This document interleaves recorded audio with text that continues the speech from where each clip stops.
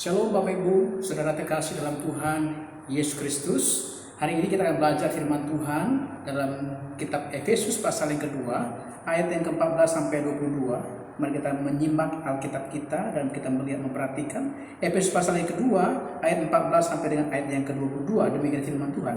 Karena dialah damai sejahtera kita yang telah mempersatukan kedua pihak dan yang telah merubuhkan tembok pemisah, yaitu perseteruan. Sebab dengan matinya sebagai manusia, ia telah membatalkan hukum Taurat dengan segala perintah dan ketentuannya, untuk menciptakan keduanya menjadi satu manusia baru dalam dirinya, dan dengan itu ia mengadakan damai sejahtera, dan untuk memperdamaikan keduanya di dalam satu tubuh dengan Allah oleh salib, dengan melenyapkan perseteruan pada salib itu. Ia datang memberitakan damai sejahtera kepada kamu yang jauh, dan damai sejahtera kepada mereka yang dekat. Karena oleh Dia kita kedua pihak dalam satu roh beroleh jalan masuk kepada Bapa. Demikianlah kamu bukan lagi orang asing dan pendatang, melainkan kawan sewarga dari orang-orang kudus dan anggota keluarga Allah yang dibangun di atas dasar para rasul dan para nabi, dengan Kristus Yesus sebagai batu penjuru. Di dalam Dia tumbuh seluruh bangunan rapi tersusun menjadi bait Allah yang kudus dalam Tuhan. Di dalam Dia kamu juga turut dibangunkan menjadi tempat kediaman Allah di dalam Roh. Haleluya. Bapak Ibu terkasih dalam Tuhan Yesus Kristus, latar belakang surat ini ditulis oleh Rasul Paulus, ya. Rasul Paulus mendengar tentang berita tentang jemaat di Efesus. Dia mendengar ada ketidakharmonisan umat Kristen, orang Yahudi dan orang non-Yahudi, ya. Orang Kristen Yahudi merasa sombong, ya, karena mereka disebut sebagai umat pilihan Allah.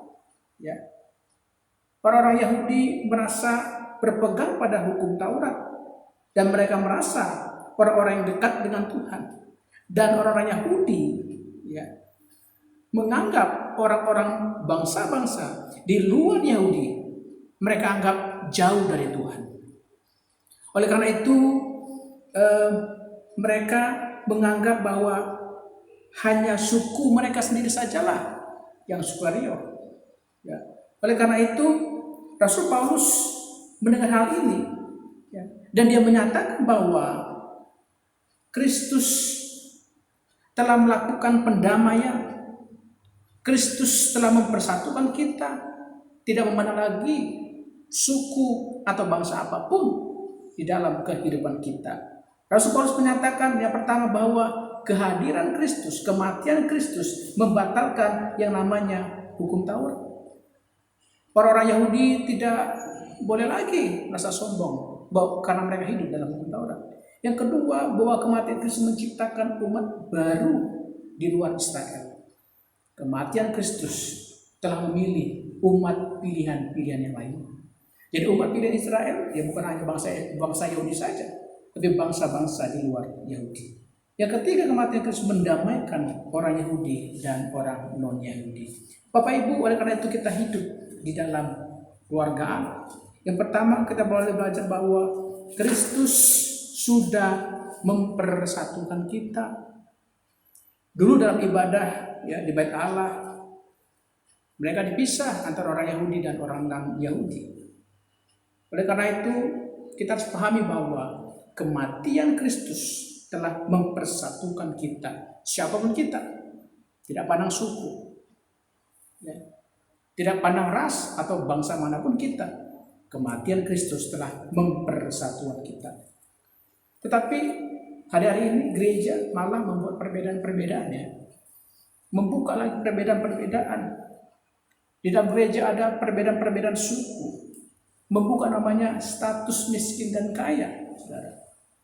Kita harus pahami bahwa kita di dalam Kristus kita telah dipersatukan.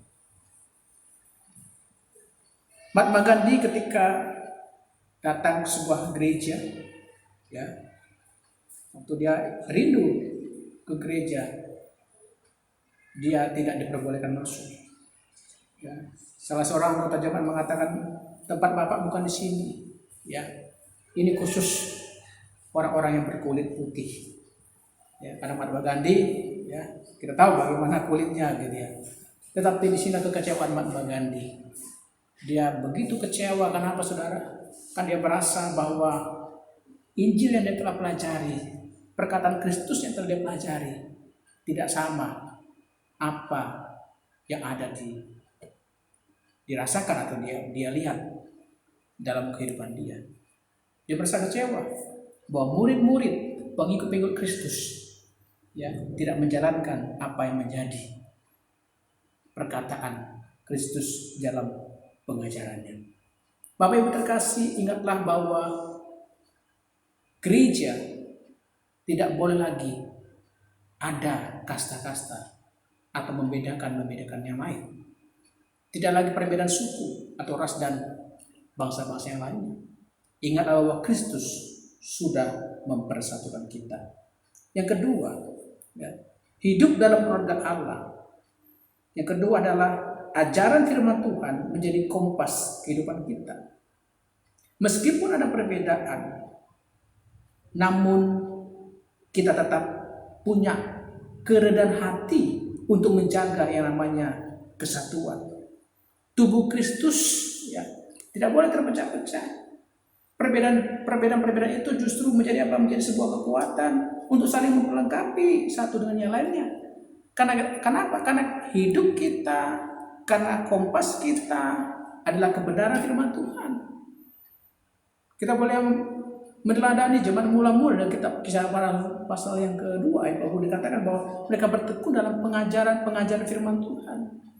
Pada waktu mereka melayani, memberitakan Injil, ya, mereka pergi ke suku-suku, mereka pergi ke bangsa-bangsa yang lainnya. Tidak hanya suku Yahudi, tidak hanya bangsa Yahudi, ya, tetapi pemberitaan Injil meluas ke berbagai bangsa-bangsa yang lain. Kita melihat bagaimana peristiwa ya, hari Pentakosta. Ya, Tuhan memilih bangsa-bangsa yang lain. Kenapa? Karena firman Tuhan menjadi kompas kehidupan. Karena firman Tuhan menjadi dasar kehidupan kita. Ya, bukan hukum-hukum dunia ini. Ya. Karena kita boleh belajar bahwa hidup dalam keluarga Allah, firman Tuhan menjadi kompas kehidupan kita. Firman Tuhan menjadi dasar pengajaran gereja. Kalau firman Tuhan menjadi dasar pengajaran gereja, ya, kita pasti hidup di dalam kesatuan, di dalam Kristus. Yang ketiga, kita boleh belajar bahwa hidup dalam keluarga Allah, ingatlah bahwa Kristus sebagai batu penjuru, Kristus sebagai patokan kita, Kristus menjadi apa? Menjadi pusat kehidupan kita. Tiap orang berhak diperlakukan sama, karena Kristus pun telah berbuat demikian. Ya, dalam Filipi pasal yang kedua dikatakan bahwa Kristus telah mengosongkan dirinya, ya, bahkan mati di kayu salib. Untuk apa? Untuk kita manusia berdosa, tanpa memandang suku, tanpa memandang bangsa dari mana pun kita berada, kita beroleh keselamatan. Ketika kita mempercayai Dia sebagai Tuhan dan Juru Selamat kita hidup, Kristus menjadi teladan, ya, dalam kehidupan kita, karena Dia Tuhan yang sempurna. Ibrani 12 ayat kedua dikatakan bahwa mata kita tertuju kepada Kristus. Maka dalam Matius 11 ayat 28 dikatakan bahwa belajarlah daripadaku. Belajar dari Kristus, ya, bagaimana melayani orang lain, bagaimana melayani umat, ya, tidak lagi membuka ruang-ruang perbedaan-perbedaan yang ada. Memang kita berbeda, tapi kita mau diperlengkapi, saling melayani, saling mengasihi satu dengan yang lainnya. Bapak Ibu terkasih, ya, dalam Tuhan, tidak dipungkiri begitu banyak orang Kristen juga, ya, yang terpapar COVID-19. Mari kita saling mendukung satu dengan lain, mensupport mereka dimanapun mereka berada. Dalam isolasi ada di rumah sakit, isolasi ada di rumah-rumah mereka.